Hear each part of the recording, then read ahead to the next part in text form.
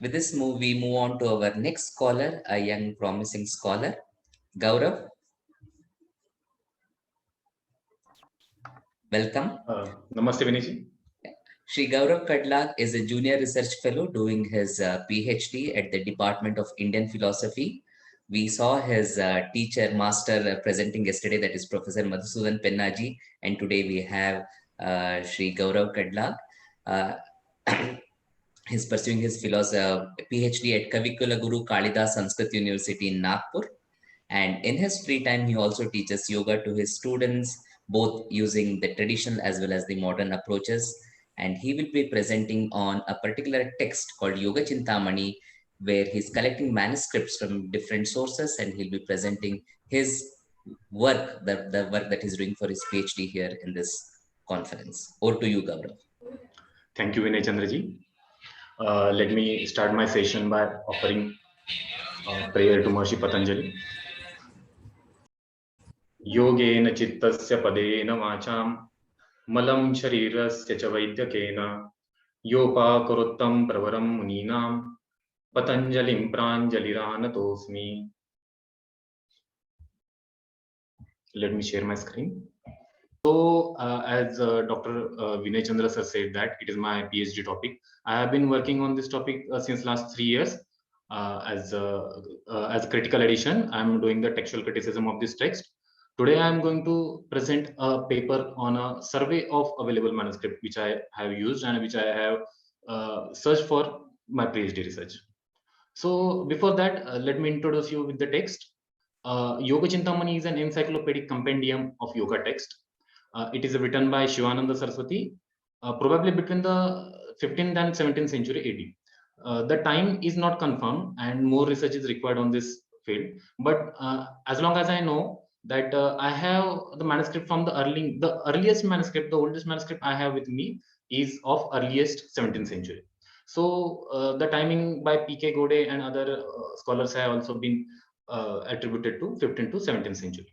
Okay, so it is a unique compilation of quotations from around 90 other works, including but not limited to Shrutis like Brihadaranyaka Upanishad, Shvetashvatara Upanishad, Chandogya Upanishad, and many other Upanishads have been quoted by Shivananda Saraswati. From Smritis like Bhagavad Gita, there are many quotes from Bhagavad Gita also.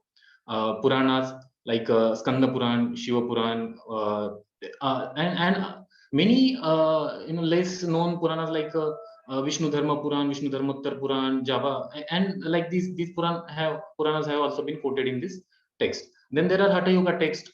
It is very interesting to know that many of the text from yesterday we have discussed here, like Yoga Bija, then another text was Amrit Siddhi. These texts have also been extensively quoted by this Yogacintāmaṇi by Shivananda Saraswati in Yogacintāmaṇi. Then Patanjali Sutra is also has an important place in this text, and their commentaries are also there. Two commentaries have been extensively quoted, like first is Vyasa Bhashya and another is the Rajmartanda. Okay, so the text is divided into the 4 chapters and has 3,500 verses. So this is a very voluminous text, and that's why it is not possible, unfortunately, to cover all the text in this short amount of time. But I will give you the gist of all these chapters.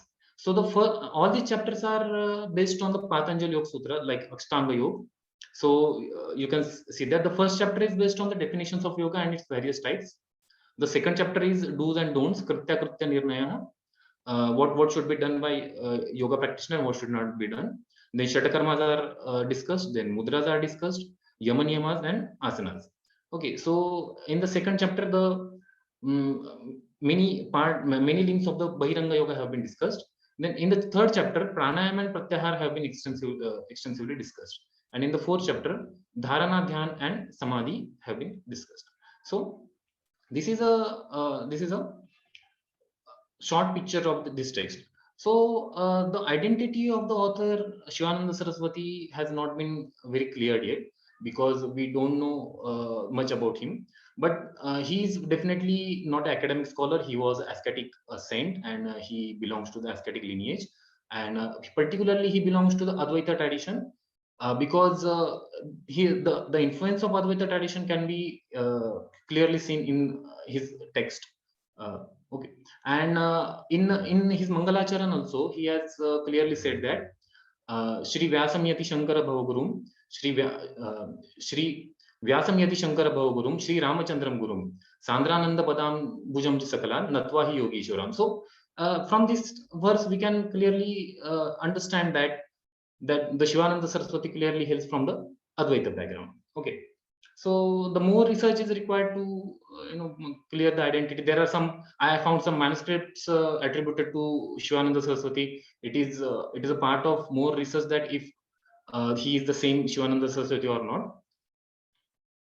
So today there would be a question that what is the relevance of my today's presentation to the theme of this conference, that is Hatha Yoga. Though this text is not completely dedicated to the Hatha Yoga, but many quotations, like I said, are from Hatha Yoga text. Okay, but I want to discuss here that the history and the propagation of the yoga, particularly the Hatha Yoga, it should be studied from the manuscripts. And I can see that, I feel that I may be wrong, but I feel that not many young scholars are interested in the manuscripts.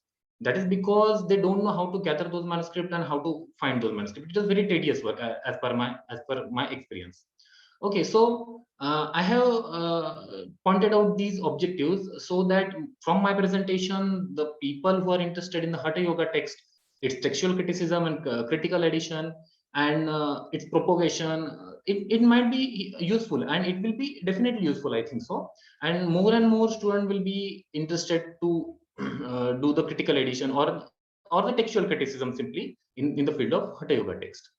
Okay, so the first objective is to assess the availability of Yogacintāmaṇi manuscripts, cataloged and uncatalogued. Yes, there are cataloged information of Yogacintāmaṇi manuscripts and uncatalogued also. I will go to that point later on.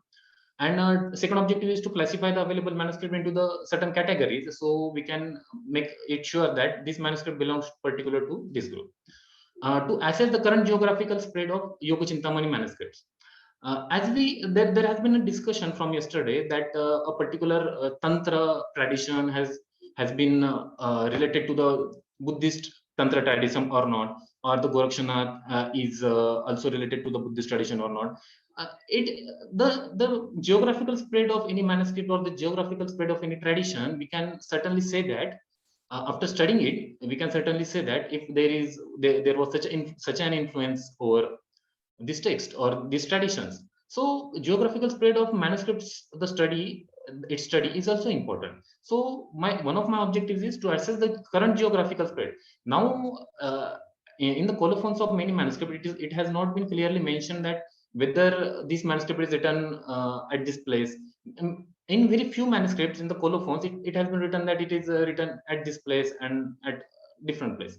But probably the manuscript which are stored at the custodians are gathered from that local area.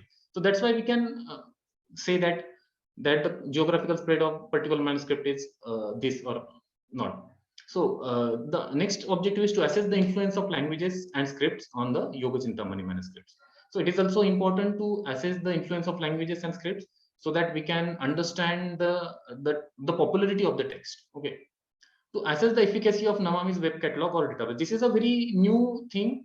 Namami has been, that is National Mission for Manuscripts. It comes under the Ministry of Culture, Government of India, and they have been really working good. But there are some flaws, and I will be discussing those things later on.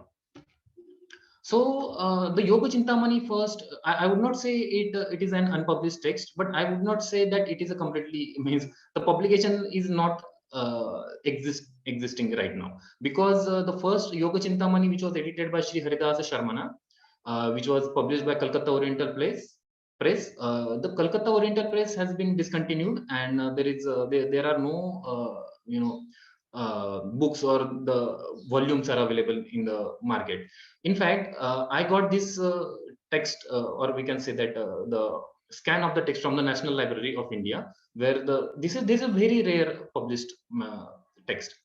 Okay, its date is unknown. It is not printed on that print, but it may be around 1930 AD. In the New Catalogus Catalogorum, volume 22, which was published by University of Madras, the detail about the Yogacintāmaṇi manuscripts has been given.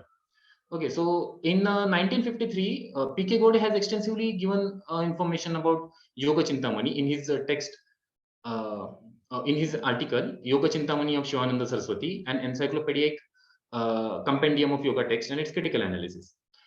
It is a part of studies in Indian literary history. Then recently, Dr. Jason Bridge from SOS University, I am very glad to present in such a platform where he is also contributing. I'm very glad he has been very helpful to me if I got any problem. So he in his thesis, in his PhD thesis, the Amanasta King of all Yogas, he has some section. He has written some section on Yogacintāmaṇi manuscripts. Okay, so this at these places Yogacintāmaṇi has been mentioned. Then what is the methodology? What methodology I used to find out those manuscripts and don't categorize them? So first I search for the Yogacintāmaṇi manuscripts with the only with the title. That I did not go for the subject, and then first I search for the Yogacintāmaṇi manuscripts, and then I filter out the manuscript related to other subjects. I will also explain which are the manuscript related to other subjects, and then I categorize the Yogacintāmaṇi manuscripts of a yoga subject. There are many texts with the same title, and this has been the problem. Many many presenters have already discussed that there are many parallel texts also available with the same title. So there might be confusion. So I categorize them on the basis of subject, and then I noted down the manuscript title, author, script, language, folios, its extent, whether it is complete or not complete, then accession number and remarks. I will not be discussing in more details. I just give you the methodology which I have followed. So the resources I use, first of all, is the descriptive catalog of yoga manuscripts published by Kapildam Yoga Research Institute. It was published in 2005, and it has not been updated since then. There was a first volume of this catalog also, but after that they published this updated catalog. But as per my findings, there are also some lacunas, or some manuscripts are missing from that catalog. But it's okay. It is very helpful for the researchers. Second is a web catalog of National Mission for Manuscripts. I observed that not many scholars are using this catalog, and this is a very useful and this is resourceful catalog. Though there are many flaws, I will discuss them. And then I use many OPECs. I'm just discussing some of them, like OPEC of Deccan College Library, Pune, then web catalog of Nepali German Manuscript Conservation Project. So these catalogs, these resources but the first two resources I extensively used. The limitation of this study is New Catalogus Catalogorum has not been referred. The reason behind it, it's my experience. I may be wrong, but the New Catalogorum the New Catalogus Catalogorum is rarely available. It is not so easily available. Few initial volumes are available on archives.org, like public servers. But this particular volume, I did not find this particular volume. But there was a online there was an online New Catalogus Catalogorum, but even in that also the abbreviation have not been explained. So there is a problem that I do not know which abbreviation stands for which institute. And even after referring with this Catalogus Catalogorum, your problem will not end there, because you will have to find those catalogs which have been mentioned in this New Catalogus Catalogorum. So particularly, I do not prefer to refer it. So coming to the categories, I categorize the Yogacintāmaṇi manuscript. Before that, I extensively searched these manuscripts over the catalog of National Manuscript Mission. So I found out that there are two major categories of Yogacintāmaṇi manuscripts. First is Ayurveda, and majority of the texts are attributed to the Harshakirti, who is also known as Harshakirti Suri, who belongs to the Jaina tradition. So these manuscripts are also very popular. Then many Ayurveda texts are attributed to the Narsimha, Praninatha, Avasti, Pandit Ram Sevak, Nagadev, Dhanvantari, and Ganesh. So I segregated these and I separated out. So I got some manuscripts which are related to yoga and which are not related, which of whom identity I don't know. So I separated out those manuscripts. So in yoga also there are two major categories. First is a manuscript of Shivananda Saraswati, and second is attributed to the Godavar Mishra. There are two manuscripts of Godavar Mishra, and there has been a discussion that the Shivananda Saraswati text took an inspiration from Godavar Mishra and then constructed this text, but that is another part.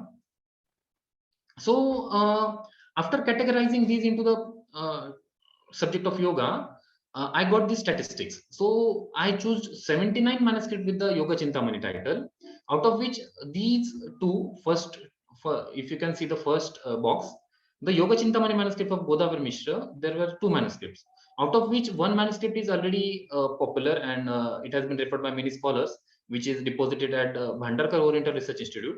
But another one manuscript I found from this National Mission for Manuscripts catalog, and it is in the personal custody. In my personal finding, that I found out that that the manuscripts are deposited at the personal custodies also and in institutional custodies also. So many manuscripts are in the personal custody. Okay, so second is the Yogacintāmaṇi manuscripts of the Shivananda Saraswati. So there are 49 manuscripts I found, out of which 20 manuscripts are in complete condition. There are 17 manuscripts are in complete condition, and the extent of 12 manuscript is not known. In the catalogs or in those databases, it has not been mentioned, the extent. Okay, then the third category is on the commentaries on Yogacintāmaṇi. So there are I found 5 commentaries on Yogacintāmaṇi, out of which one is wrongly attributed to the Shivananda Saraswati.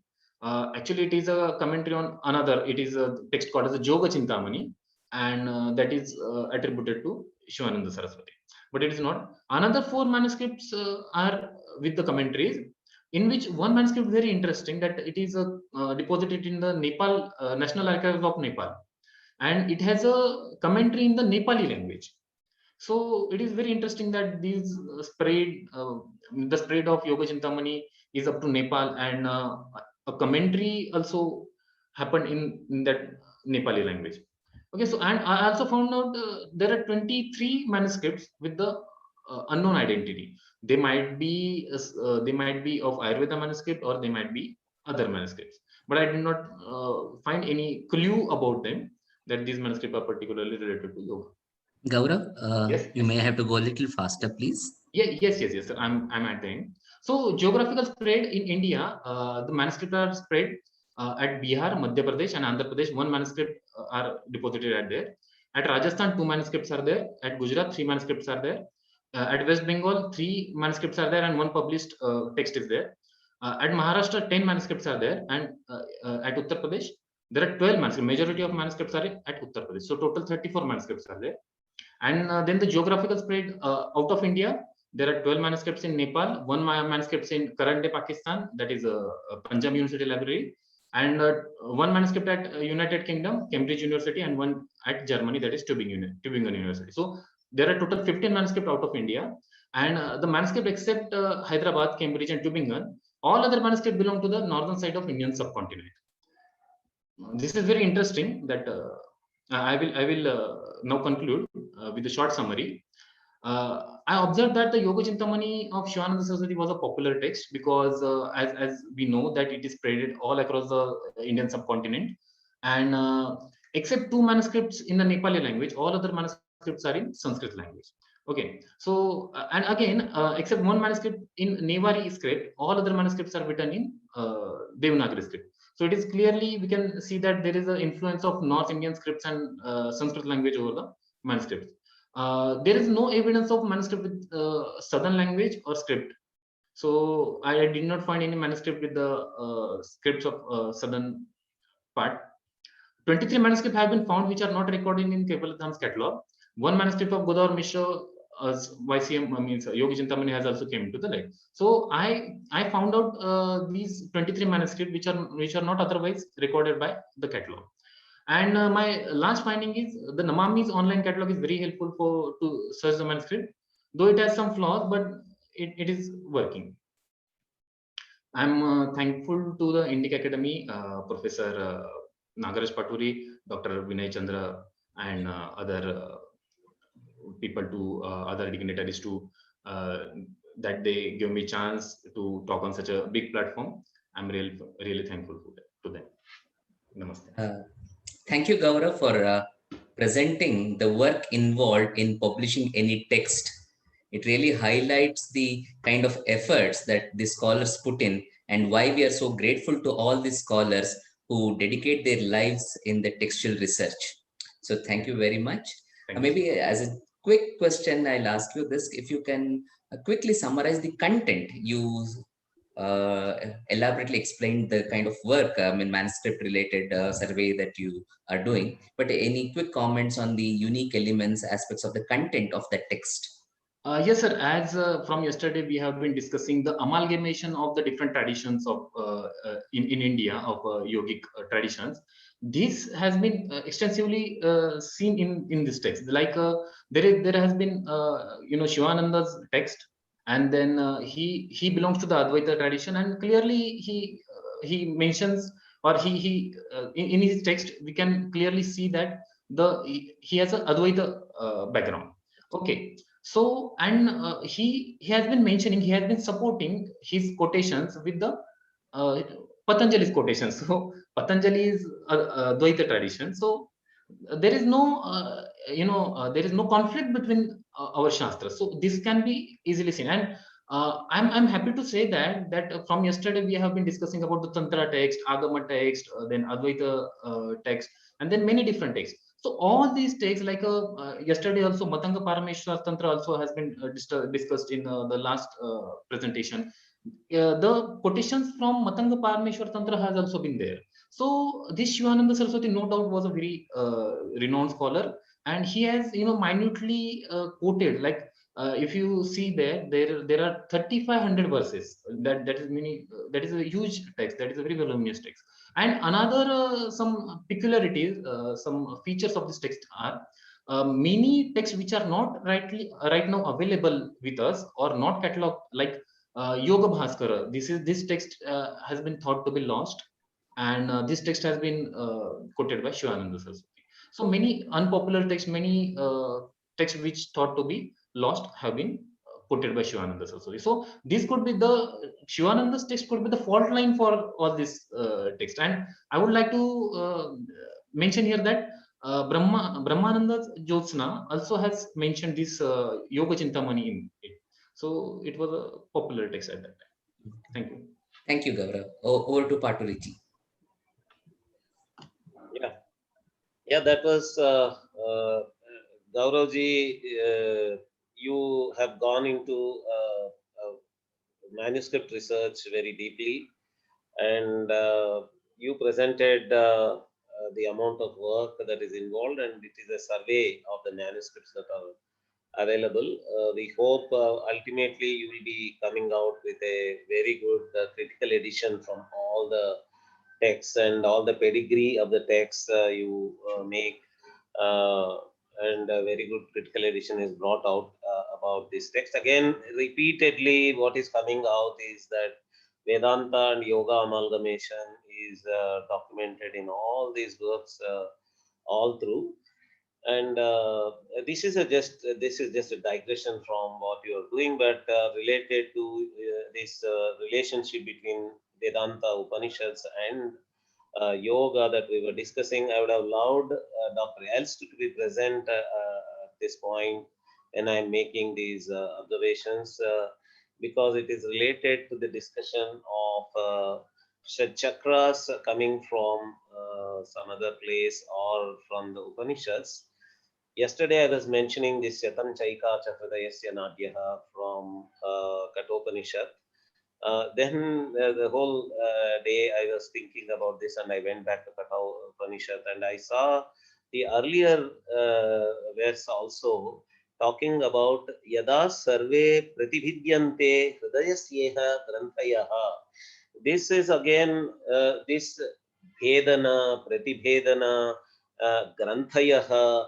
All these are again in the chakra based yoga practice.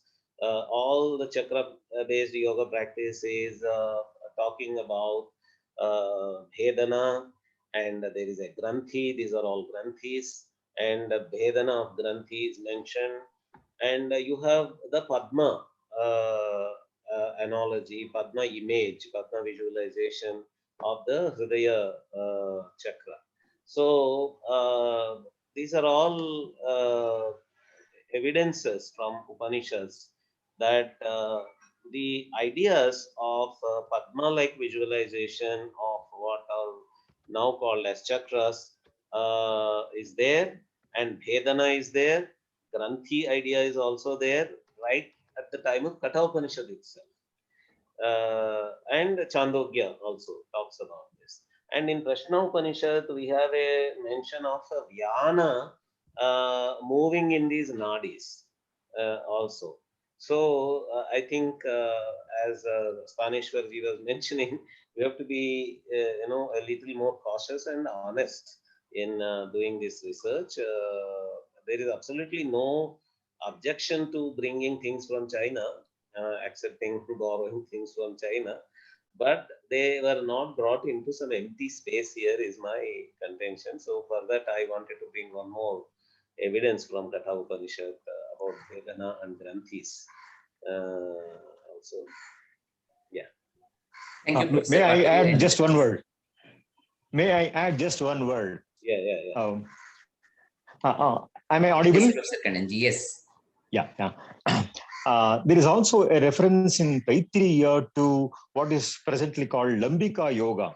Antarena taluke yoyam stana ivavalambate, and so on. This reference is also there. And just now Patariji referred to Padmakosha Pratikasham Hridayam Chap Yadhomukham, etc. So that reference is also there. There is a reference to the Puritat also in the Upanishads. I think there are quite a few references. Only the terminology has developed a little later. And therefore, even for example, for the Trigunas of Sankhya also, we do not get the same names as Sattva, Rajas, and Tamas. But on the other hand, we have Tejas, Up, and Anna as the correlated concepts, and which ultimately lead to the same issues and analysis. And therefore, we must, in fact, the very word yoga itself occurs in the oldest of texts in Rig Veda and in Yajurveda and so on. And therefore, I do not think there is a need to say that this is necessarily an importation from China or elsewhere. Thank you. So thank you, Gaurav, and thank you, Professor Paturi, and thank you, Professor Kannan.